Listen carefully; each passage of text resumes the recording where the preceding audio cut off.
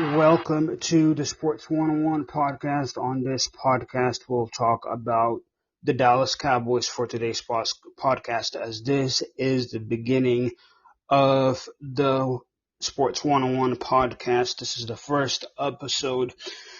We have a bunch of stuff to get into for today. As we all know, Earl Thomas has been released by the Baltimore Ravens for fighting with a teammate. And for me, the question I want to ask on this podcast for today is, are the Dallas Cowboys one player away from the Super Bowl? And is that player Earl Thomas? And if so, will the Dallas Cowboys take Earl Thomas, sign Earl Thomas, or should they sign Earl Thomas? That's the stuff that we're going to be talking about for today. And also, the owner and GM of the Dallas Cowboys, Jerry Jones, was asked on his radio show today exactly about that, and I will play that sound bite for you. We will also have other sound bites from the Dallas Cowboys, and we will also listen to what the head coach of the Dallas Cowboys, Mike McCarthy, had to say on his news conference today. For me, the question is not if the Dallas Cowboys need to sign Earl Thomas. Look, I understand and I get it. Earl Thomas fought with a teammate, and the Baltimore Ravens released Earl Thomas. I get it. And you don't want the same result to happen to you in your locker room. But my thing is this. Earl Thomas is better than anybody that we have in that secondary. We have no names in that secondary. We have Clint Dix, and he's not the same. He's not the same player that he used to be. I tend to believe that Earl Thomas has some juice left in him. And look, here's the thing. You may not, if you're so worried about Earl Thomas and his locker room problems and him fighting with a teammate and the stuff with his wife and all that, if you're worried about that, here's what you're going to do. Just sign him for a year. Sign him for a year, bring him in, let him play out that year, and then release him. But I think the Dallas Cowboys are one player away from the Super Bowl. You don't bring the coach that you brought at the beginning of the offseason in Mike McCarthy to rebuild, to go 8-8 like you just did with Coach Clapp, okay? Jason Garrett. You don't do that. So my thing is, he should come in. You should ask Earl Thomas, bring him in, and see what he's gonna say. You know, there's this dispute between the Baltimore Ravens and Earl Thomas. They're gonna file documents trying to get their $10 million back. But I don't think that's gonna happen. And with the Baltimore Ravens, the players don't want Earl Thomas back. They said, we have to get rid of this player because he is not good for our culture. Okay? But if you're the Dallas Cowboys, what are you going to lose? What exactly do you have to lose? For me, look, he's going to be even cheaper than he was at the beginning when you started trying to get him into the team from Seattle, when you're trying to get the trade done. And he's more cheaper. And you need a player like him to come in to the team and do something. So he needs to come in, and the Dallas Cowboys need to bring him in. The Dallas Cowboys need to be the team that they used to be in the 90s, where it does not matter whether or not the guy or the player has problems off the field or on the field. You bring him in just because he can play.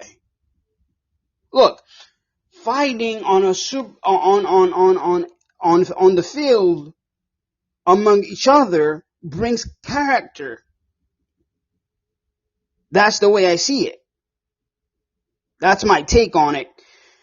Let's listen to what Jerry Jones had to say this morning.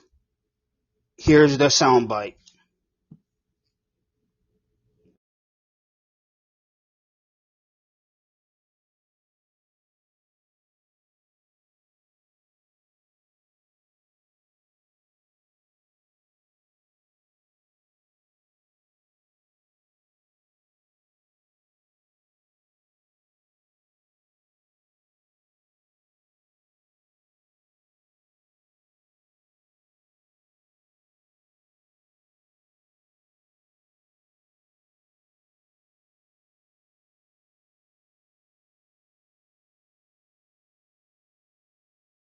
Our team really loosening up. It's a great place to practice and great atmosphere to really practice in. We do quite a bit of monitoring of these players nowadays and really have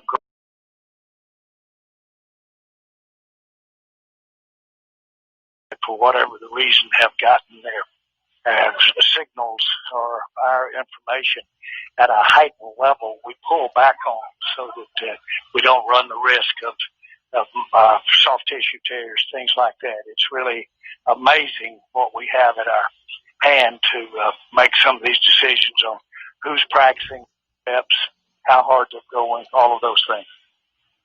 So, Jerry, there's been a lot of noise about you guys being connected to Earl Thomas. This has been going on for years now with Cowboys rumors. He's available. How interested are you in bringing Earl Thomas to the Cowboys? Well, I'll tell you, one of the biggest things that you weigh, and it's the obvious, but it's right, is you evaluate where we are at safety, where we are in the secondary, where we are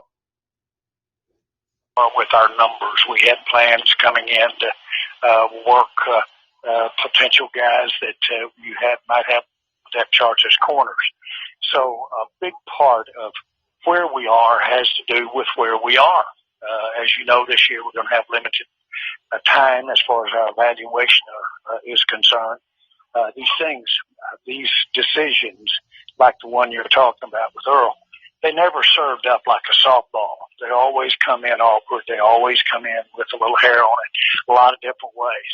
And that's where I step in and basically put all this together to whether or not it is smart to make a decision like that.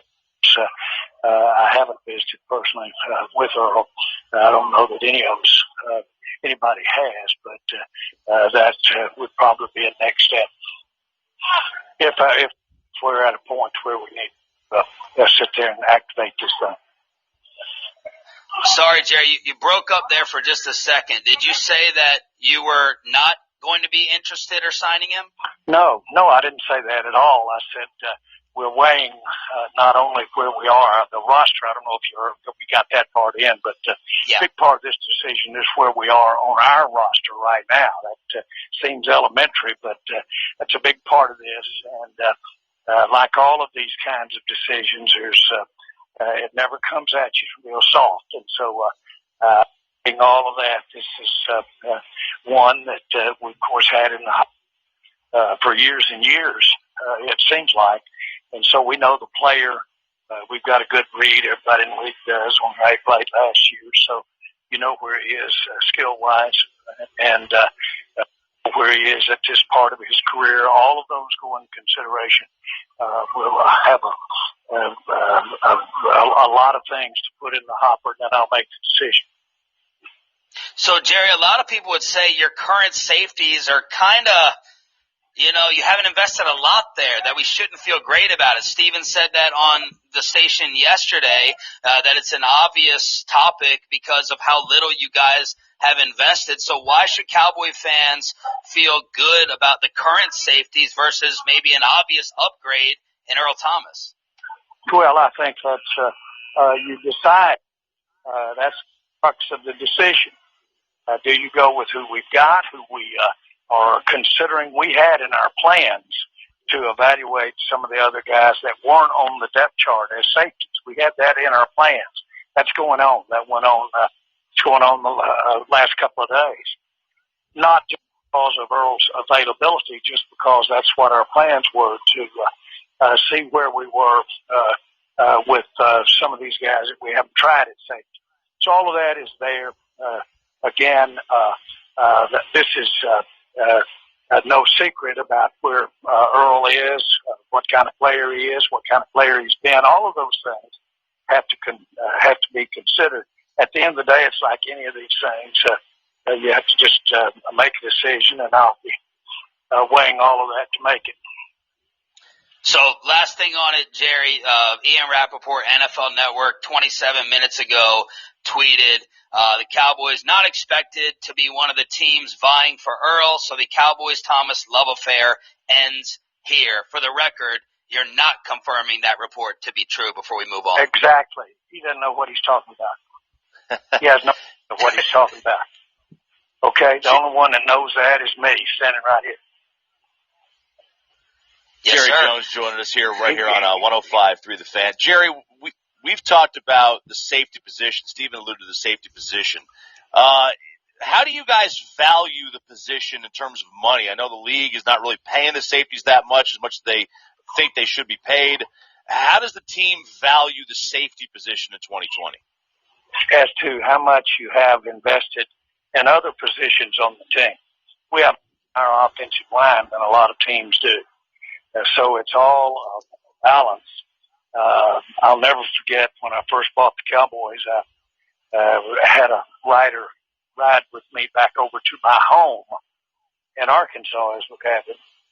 And I was on a jet plane, and when I landed, a 5-year-old Bronco, muddy at that, I had it hunting, drove up and picked me up. And the guy said, "This doesn't make sense, Mr. Jones. How you're flying a jet and driving a 5-year-old muddy Bronco?" And I said, "It makes all the sense in the world. You can't have it all. Something's got to give. So the way you fly jets, drive a 5-year-old muddy Bronco. That'll help you get it done." Jerry, I want to switch over to COVID. There's been some reports of false positives around the league last week. Has that impacted the Cowboys at all?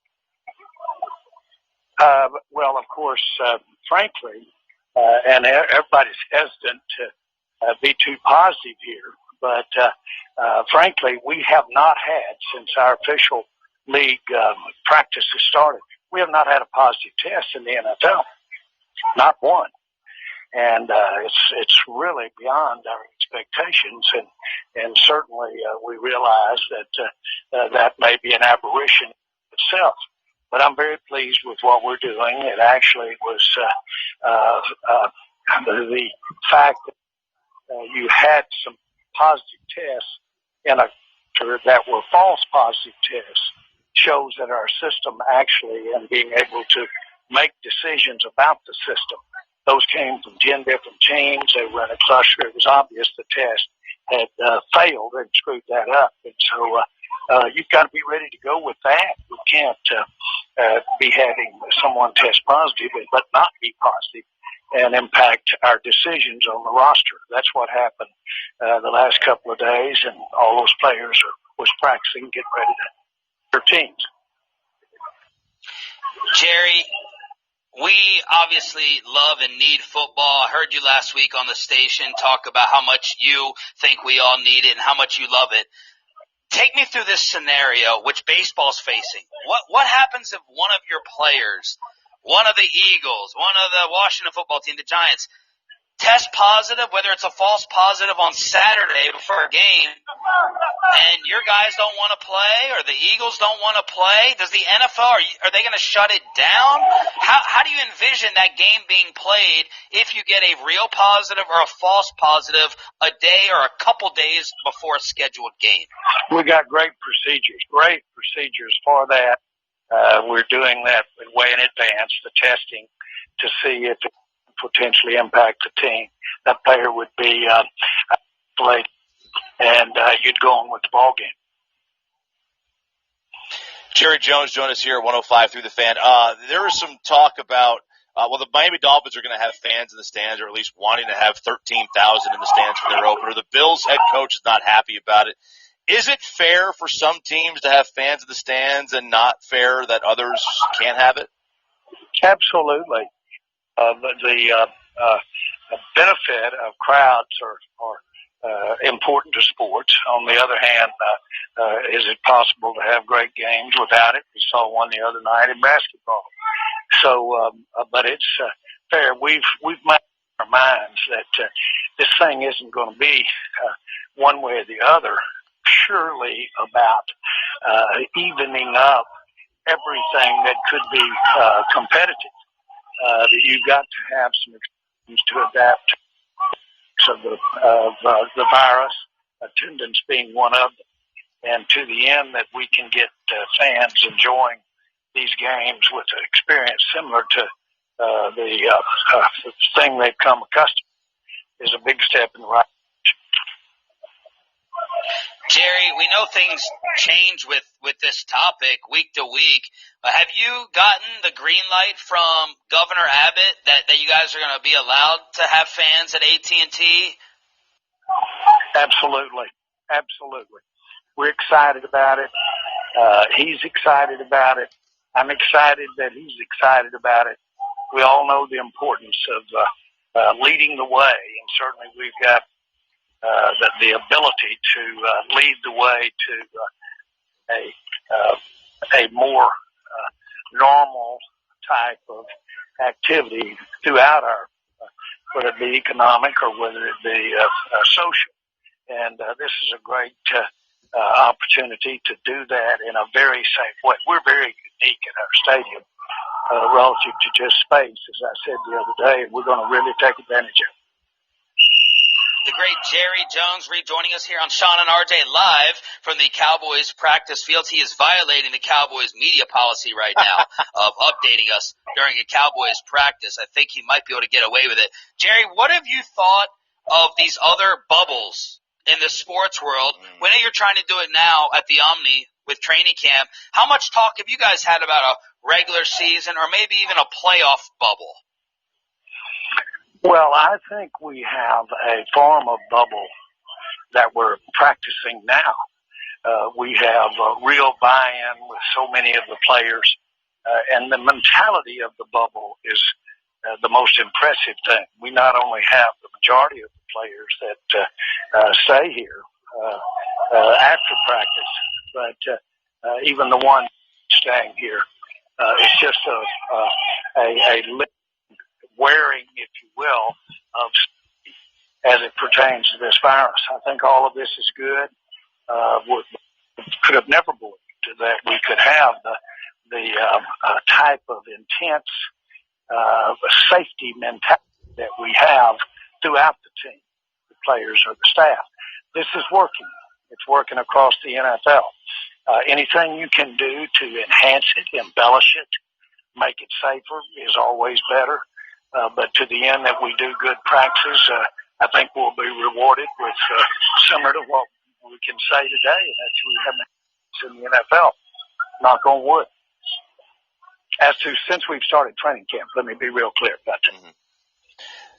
How concerned are you that, Jerry, that mentality and the players will be individually responsible throughout the season when they're not, at the Omni in order to make sure the testing or the COVID positives don't happen?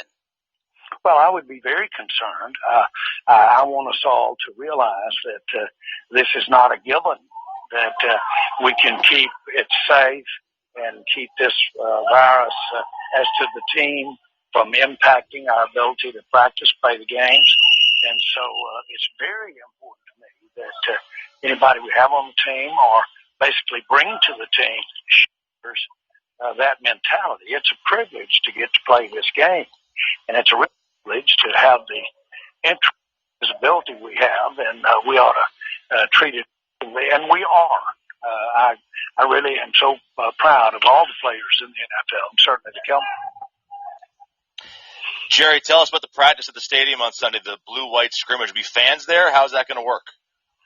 Well, we, of course, will basically limit that, and we thought that was the thing to do right now.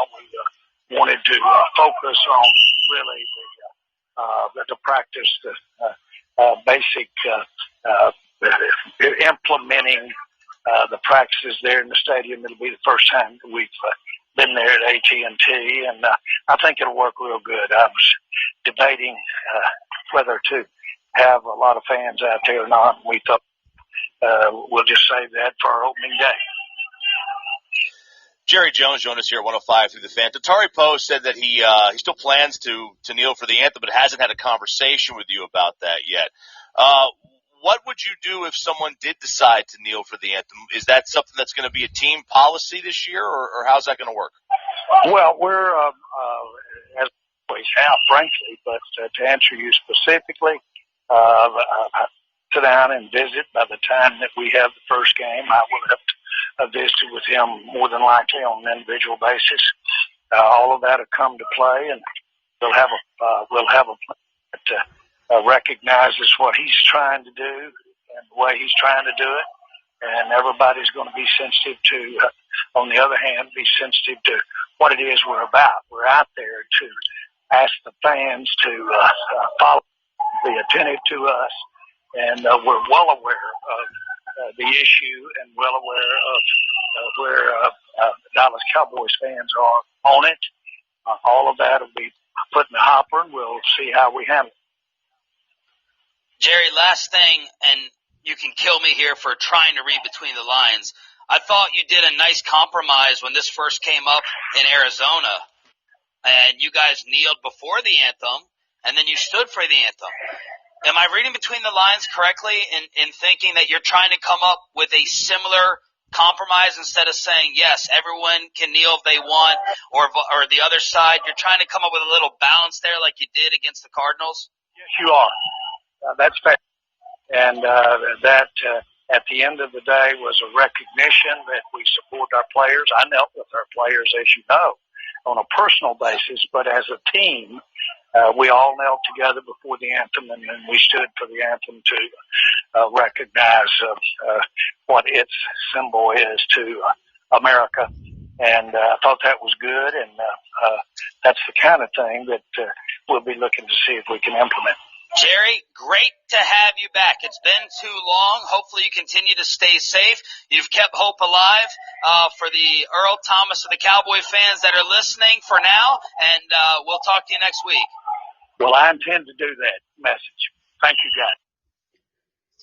That was Jerry Jones on 105.3 The Fan in Dallas on his radio show this morning. He talked about a bunch of stuff that has to concern the NFL basically, and with the times that we are dealing with, to get away from Earl Thomas and whether or not the Dallas Cowboys will bring him in or not. Let me talk about the COVID-19 situation with the Dallas Cowboys.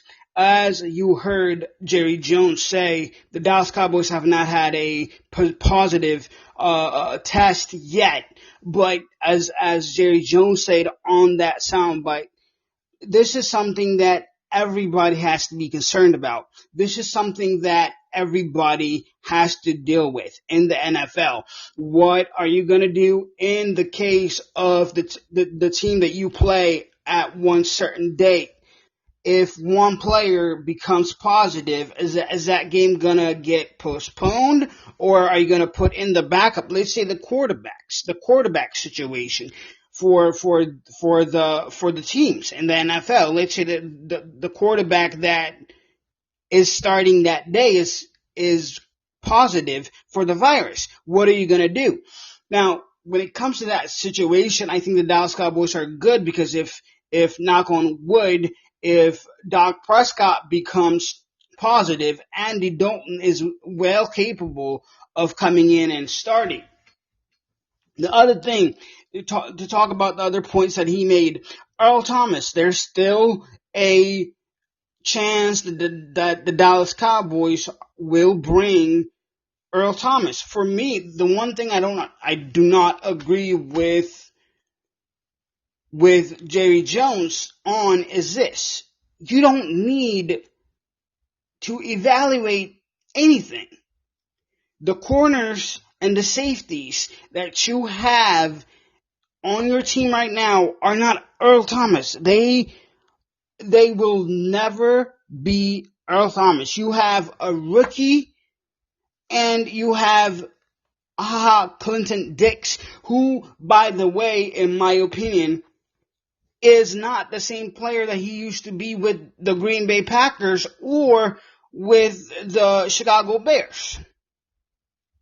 Okay, as I said before I played the soundbite, if you are really concerned about his behavior on the field, meaning on the training field, bring him in for 1 year and then let him go.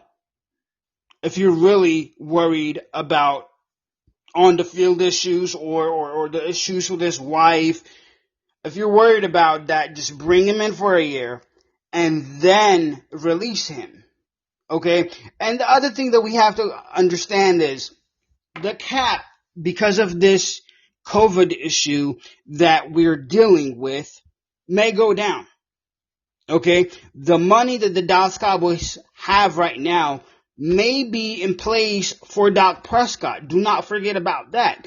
So there's a good possibility that the Dallas Cowboys may bring Earl Thomas in or not bring Earl Thomas in just because of the cap issue, because the cap may go down for the upcoming 2022 season. Okay? Because of the COVID-19 situation. So, do I think that the Dallas Cowboys could be okay without Earl Thomas? Maybe. But are they capable of going to the Super Bowl or winning it all? I don't think so. Because you, at the corner position in that secondary, you have a rookie who probably will be a day one starter.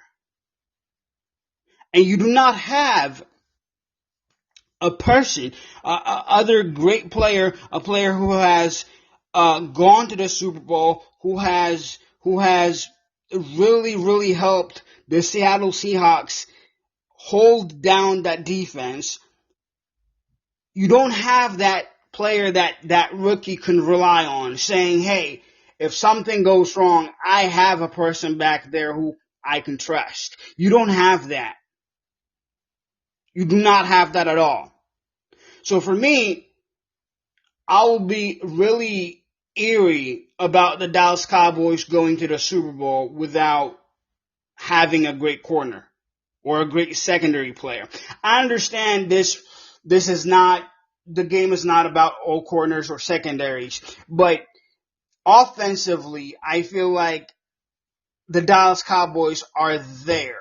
They just need a piece in that defense to make sure that the points that you score are safe, that you don't get into a shootout with another team because your defense can't stop anybody. Or that your offense can't be your defense, like in 2014, where the Dallas Cowboys offense with DeMarco Murray and Tony Romo was the Dallas Cowboys defense because they ran the ball 45 times a game. That's where I'm coming from. But then again, I want you to understand that there's a possibility that the Dallas Cowboys may not bring Earl Thomas because the money, the cap space that teams are allowed may go down because of the COVID-19 situation, because the money goes down because you don't have fans, you don't have people coming in, you don't have people buying food, all that good stuff. Okay, The next sound bite that I will let you listen to is the head coach of the Dallas Cowboys, Mike McCarthy, today on his news conference.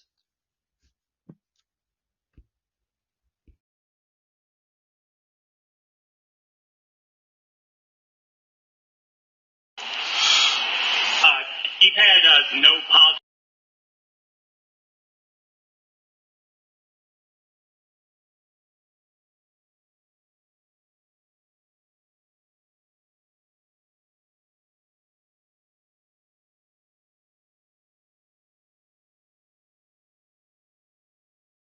Dealing with some of those situations, protocols, and I didn't really know what to expect with the testing. I can't say enough about our medical staff, just the regularity and the sequencing of how we've been able to get used to the program, to say, and our guys have done a good job with it. So, but starting off, frankly, I didn't know really what to expect as far as how it was going to turn out. But so far, I mean, our guys have done a great job, and it's a huge part of the commitment this year. How big is having the guys at the Omni kind of helpful in that end? I'm sorry, can you repeat the first? How big is having some players at the Omni? Oh, definitely. I think just, what the organization has done for us with the Omni being available, obviously connected right here to the Star, it's given us the opportunity to create, as close to a bubble type atmosphere that you could possibly get under the criteria of what we can and cannot do as a football operation. Have you discussed how you can extend, at least in some ways, what you're doing here into the regular season? Or is it just naturally going to change once the regular season gets here as far as the controls or protections you can put in place? Well, I think that's an excellent point. I think really the goal is to create not only an education, but a process of how you deal with the COVID challenge. There's the opportunity to test. We have the tracking that we all wear each and every day. The check-in process. So I think just the fact that we have a standard operating procedure gives us a great chance to combat this tough challenge. Mike, do you have an opinion on whether the NFL should have a blanket policy about fans or no fans for all clubs, or let clubs decide? Frankly, I think, that is such a state-by-state situation. I understand, politics and the way things operate, so I really don't even get caught up in it. I mean, I think the obvious is you want your fans. Fans are such a huge part of this game and the atmosphere that they create. But, I mean, we're dealing with the bigger situation right now, obviously, with the pandemic. So, yeah, I really don't have an opinion on it because I think, frankly, it's a little bit of a moving target as far as what actually is going to happen. So, yes, I really don't have an opinion. Like what Cheeto Uzi's health, we saw doctors tending to him yesterday, trainers tending to him. How is that knee, ankle, whatever it is? Cheeto. Oh, okay. Okay, he's it's nothing of serious nature. So we'll look at him today. I haven't been given his practice status yet today, but last night I know Jim didn't feel was of major concern. Mike, what developments have there been since we last spoke 24 hours ago regarding the team making a final decision on whether to pursue Earl Thomas or not? Really, I have nothing really to report on our roster moves. So we're kind of in the same spot we were yesterday. Coach, what do you like about your safety position and the guys on your roster currently?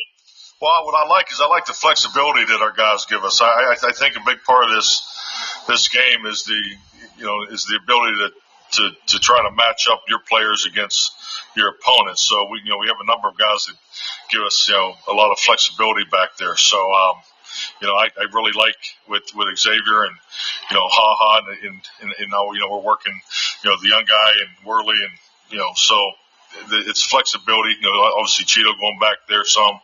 I'm always looking at that group from a number standpoint, because it's a long year. I think ideally, everybody wants to fill out their depth chart and put down this league works. You need all those guys. So, and one of the things I look for from a job description standpoint is, you want your players to be, really good at more than one thing. Whether it's two or three things, whether it be special teams, safety position, ability to come down and cover in the slot. So, to answer your question, I really like the flexibility that our guys give us. What kind of challenge would it be to bring in a guy like Earl right now at this point in training camp? Oh, I think all those types of situation are specific to the individual and what you're trying to get done at a particular position. So that's normal in our league. So. What did you know about Darian Thompson before you got here, and what have you learned about since seeing him on the field? Well, I'll say this: he's definitely has lived up to his reputation. I mean, just the work ethic, his workload capacity has been awesome. His ability to obviously play the back end, but he's on every special teams, so he's having a great camp. Been very impressed. Mike, when you think about a guy like Cedric Wilson or Luke Gifford, what's the key to evaluating guys who were out the entire year last year as in bulk of it? Well, I think it's a little bit of benefit to them that I wasn't here. So, I mean, you look at everybody with a fresh slate, and I don't look at, those guys and think about, what last year was. You have an anticipation of where they are and what they can do. But, both those guys have an excellent chance, not only linebacker and special teams. So just versatility, not to be a broken record here. And I know we talked to you some yesterday about the Sunday scrimmage, but what is it you want to see Sunday that you won't have done yet in camp already? Really, the biggest thing for us Sunday is to create game-like situations. We'll have a number of segments called "Move the Ball," where the offense, where Kellen and Mike Nolan will just call it as if it was a game. So our goal, Sunday and even Monday's practice will be in is I think we have 7 move the ball periods slated. So it's to get into the game type situations. Mike, there seem to be persistent questions about how much Zeke is going to touch the ball. We know you won a Super Bowl with Aaron. You're a quarterback guy. Is there a misconception about you and running backs? And if so, does it bother you? Not really. I wasn't aware that I had a reputation with running backs or misconception, but I've been very, very fortunate, blessed to be around a lot of great running backs throughout my career, going back to Marcus Allen, in the early '90s there with the Chiefs, and I had Deuce McAllister and Ricky Williams, Frank Gore out there in San Francisco, and when we had a stable backs in my time up in Green Bay. So at the end of the day, the running back position is very important to your offense because you still need to run the football to be successful as a football team in today's NFL. But when you have a player like Zeke, I think that the focus will be clearly on touches. Zeke needs to touch the football, and he will in this offense, and that he's definitely a primary focus. This is hardly an official total, but I had him for 18 carries in the 8 practices so far. Is that kind of the way you'd want to work it here with him, to maybe limit it early because you're going to get him that work in the regular season? Well, I think what you're seeing in our practice structure is, we're what I call it's called installation football. I mean, there's even not only when I get caught up on who's touching the ball or where it's going, it's more about getting scheme, regulation, and coordination, and making sure that everybody's on the same page of what we're trying to get done on each and every concept. So, the touches don't really correspond to the thought process of how we're going to actually play the game. Mike, a lot of times the running game takes a little bit longer to get going in a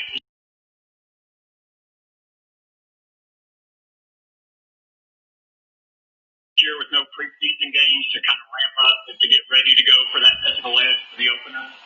Well, I think stating the obvious, I think the league is you're going to see the effects of no preseason game. I think you have to anticipate that, and frankly, it's part of your preparation. But training camp's still training camp. When you look at running the football, and you can even see the progression of how we do drills and team. We go through. We have run blocking stations where you're working a lot of 2-on or 3-on-3 and 4-on-4. Concept blocking. Then you go to a half line, and then you get into more of a team run and play action period.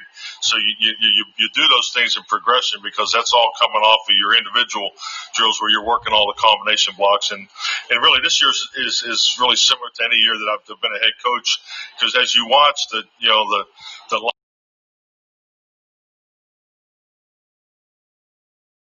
on their blocks are not as tight.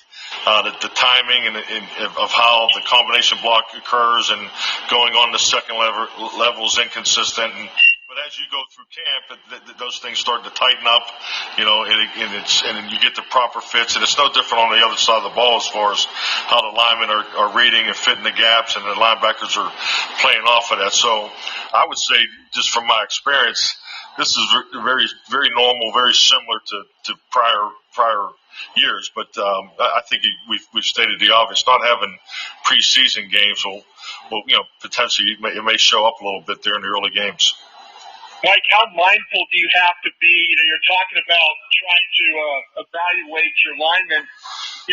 How do you change their techniques and stuff like that? I mean, these guys have obviously had a lot of success running the football. Do you have to be mindful of how much you really change their techniques doing these things? Yeah, definitely. I think really those decisions are really made in the off season when you come together as a staff, and when we came together in January and start building the playbook, those decisions are those are the types of decisions you're making throughout that process. So as far as what schemes you're going to run, the footwork you're going to teach, really building off of what was established here in the past. So all those things are taken into account. You don't have Lyer, you don't have Lowe. Byron, how are your younger tackles look to you last week or so? Well, I mean, they're doing a heck of a job. I mean, the first thing is, they're getting a lot of reps, and they're getting a lot of opportunities against some really top tier rushers, as far for the guys from our defensive line. So that experience in itself is so valuable, and they'll be better from that. But I think it really goes in line with the question I just answered. I mean, we're progressing. I mean, there's been some bad moments, where a guy gets beat on a one-on-one, and but those things are, those situations are normal in training camp, because you don't just always line up your ones versus your ones. You start integrating your younger players into those reps against the one defense, and that's all part of the growth pattern that you need to establish for these young guys to develop. Mike, we've spoken with you a lot about what you like about Kellen Moore. What do you like about Doug Nussmeier, and what do you look for in a quarterback's coach? Doug he's a football coach through and through. He's a man of high character, but his work ethic, his approach, he's very consistent. And I think the quarterback coach is so important in our operation, because he does the majority of the heavy lifting. So you see him running the drills, and so all those things have been charted out, and he does a great job organizing that, teaching it, and so I think Doug is an outstanding coach. I've been very impressed with him. When you talk about things, how competitive does that target game come between the quarterbacks and the pre-practice part of it there? How competitive? I'm sorry. Yeah, how much do the guys really want to win? And Zach wants to beat those guys and throwing at the red, yellow, and blue targets there. Well, it's definitely really competitive, and it's fun, and that's a part of it too. Is these guys have taken on to these drills just like you'd hope. Doug's a big part of that.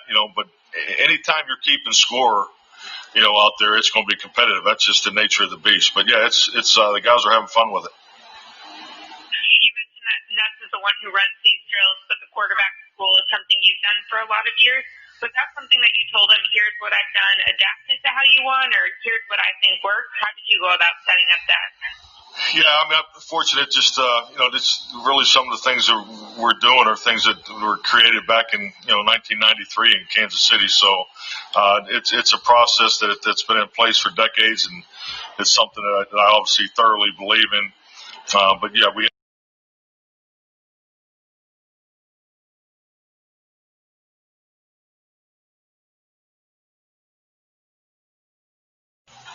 Process and he, like I said, I'm really happy with the way it's going, and all of our quarterbacks have really taken to it. Thank you, guys. Thank you. All right, thank you.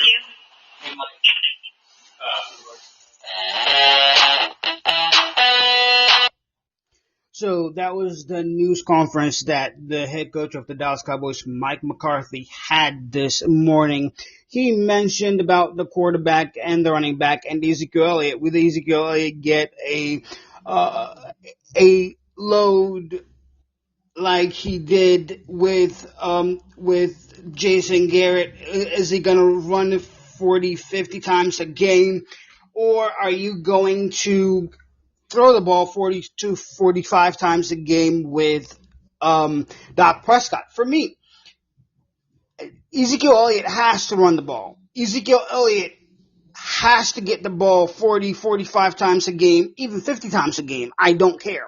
But I need to see Ezekiel Elliott run the ball. Now, will you run the ball on first down every time like the Jason Garrett, a.k.a. Coach Clapp, used to do? No, I don't think you should do that. I think what you should do is try to establish the run. And the point that one of the reporters made is legit, because with training camp being short, with preseason games not happening, trying to establish the run is going to be hard. But it's probably going to take 3 to 4 games to do that.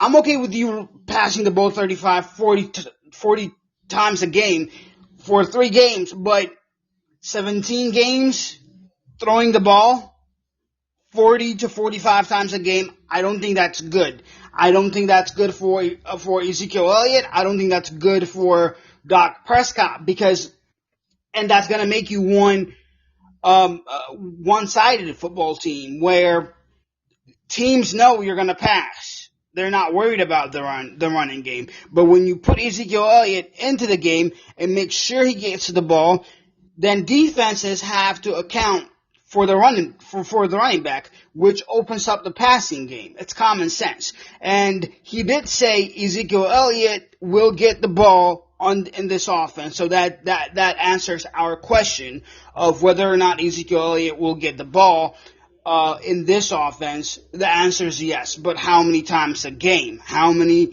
times is he going to run the ball? That's the question. Now I want to bring in another soundbite with DeMarcus Lawrence, and here's what he had to say.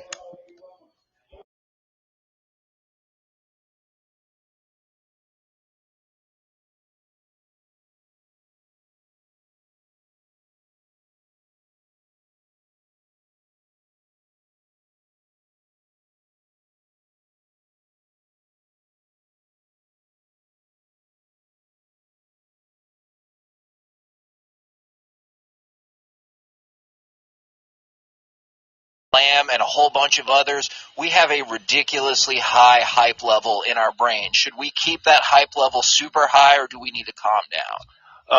I always think y'all should keep the height level up there. Those types of expectations that y'all place on us and the fans place on us also, helps us lift our goals and, our abilities to become the best that we can be. Do you ever take something somebody said and like put it on a piece of paper and tape it to your locker all the time? Most definitely, yes.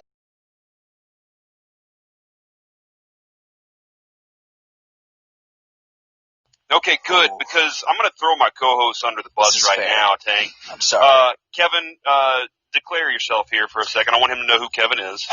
My name is Kevin Hageland, and DeMarcus, I would like to apologize because if you really need some motivation, I'm really going to motivate you right now because I'm one of these. Or I'm going to call you DeMarcus.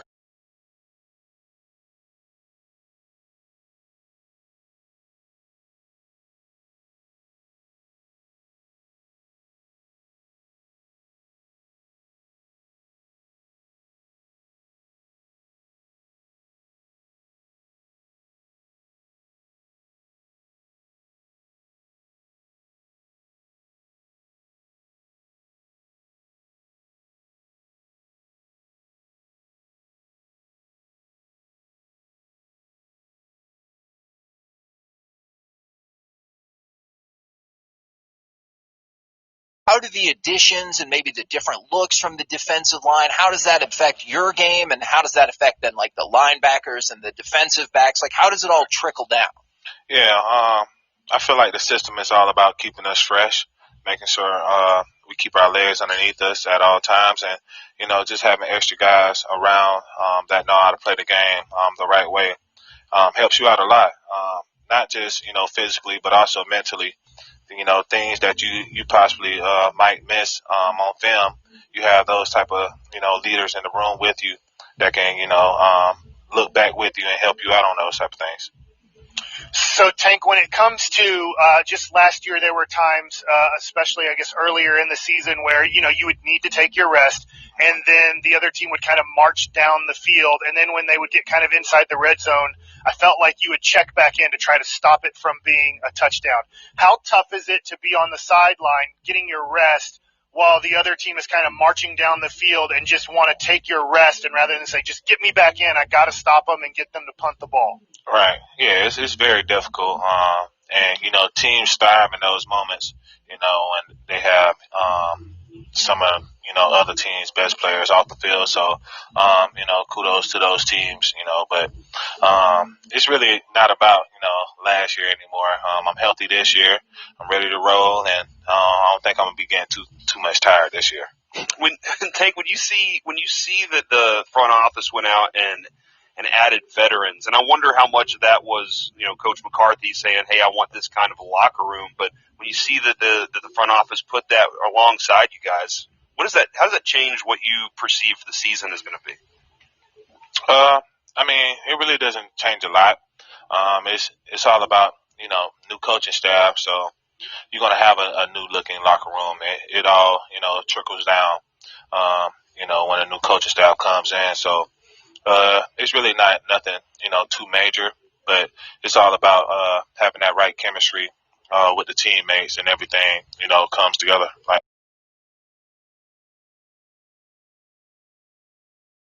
yesterday, Marinelli's style was get upfield, be chaos, wreak havoc on the other side of the offensive line, and some of the things on y'all's defensive front is a little different this year, and adds the ability to protect, I guess, your linebackers so that they can be some playmakers. How does that change what you're doing? Does it change anything at all? Nah, it don't change my job at all.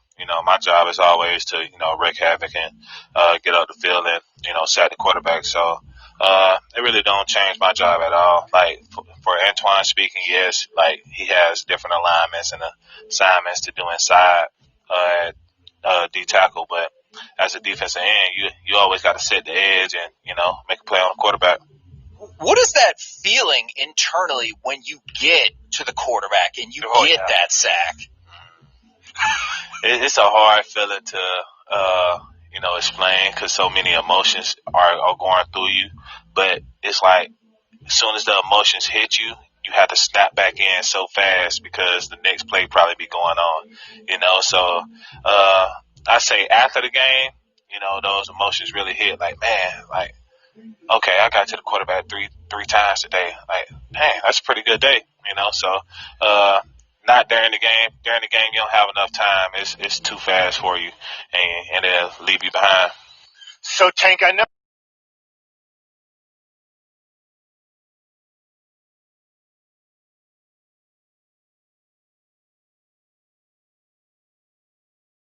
back to being a rookie or a second-year player and what preseason football games meant to you then. Yeah, now, preseason doesn't mean a lot, to me. I mean, you can get, some good looks from, different teams, offenses, but it's not like, you're going to have their complete,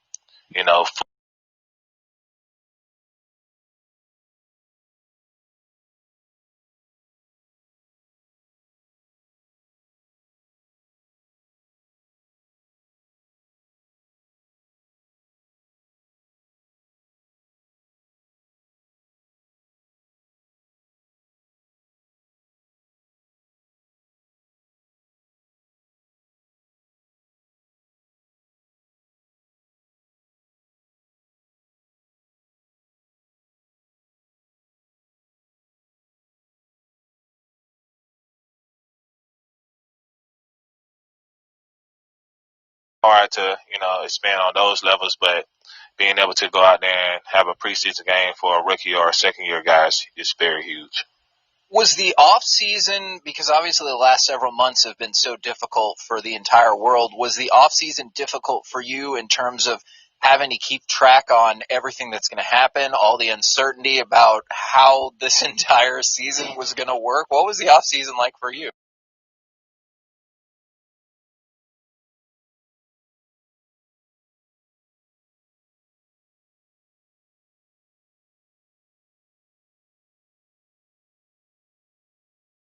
The mindset, like I try to live each and every day with is because, when adversity hits, like it's not that I be, running around like a chicken with my head cut off, looking for things to do or something, but it's all about, staying calm and, focusing on what's important. And, the main things for me was, my family, my kids, and football. So, I just focus on homeschool with my kids and training.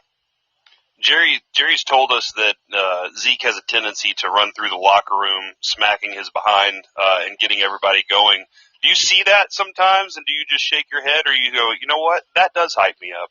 No, hell, sorry. You can say hell, it's fine. No, man, I don't go on when I'm in the locker room. So I don't know. He might have did that like probably 2-3 years ago. So, but now, no. Now, I wanted to know, like, obviously we talked about our hype level for the Cowboys. What is your hype level for the Mavericks? And were you one of the virtual fans for Game 3?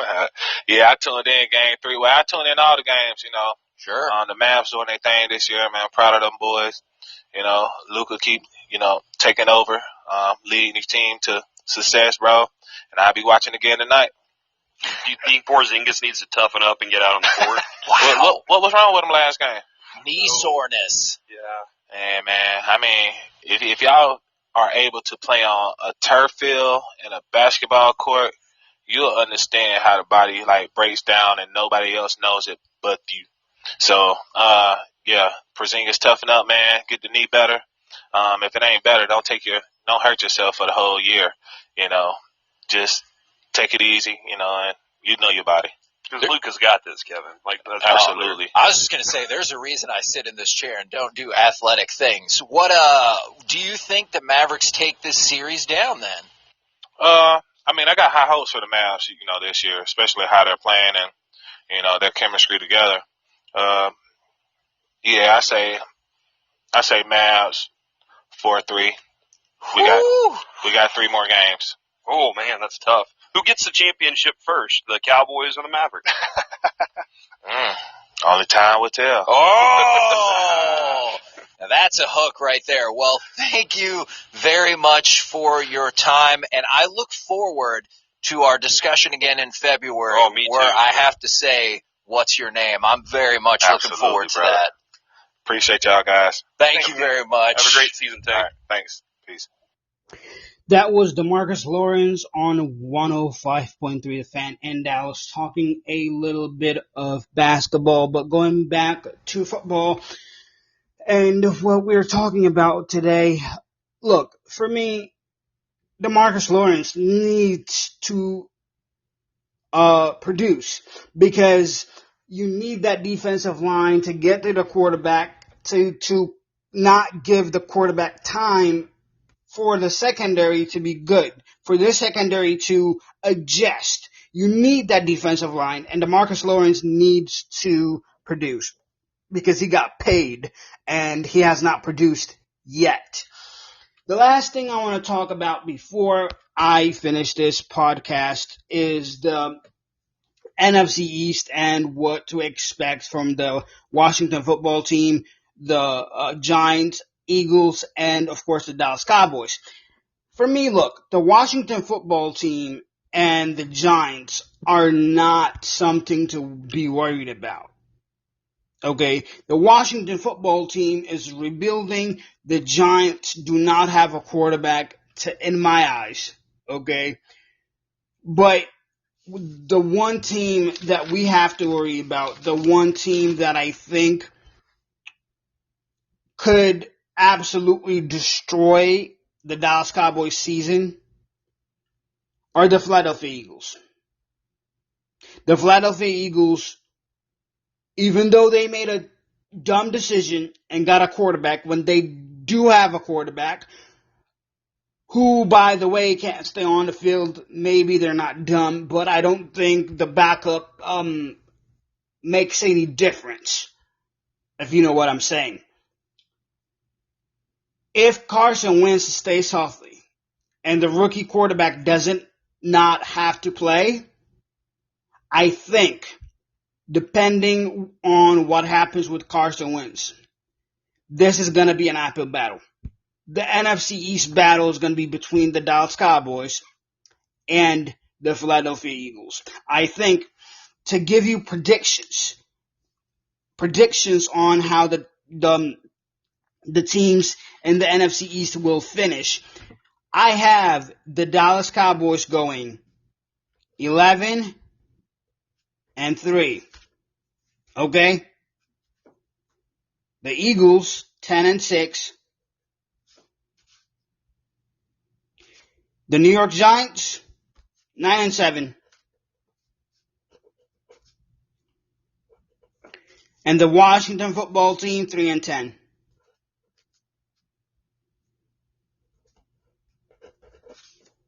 So it will go Dallas, Eagles, Giants, Washington football team. That's my prediction for the season. We'll see what happens at the end of the NFL season. I'm happy that football at least is being played. And we will have other topics to talk about for tomorrow. Thank you for tuning in. Thank you for listening. If you are new and you like what you heard, please don't forget to go ahead and give me that follow. Episodes will be live every day, 5 days a week from 3 to 4 p.m. Eastern Time. Have a good football season. Thank you for listening. Thank you for clicking.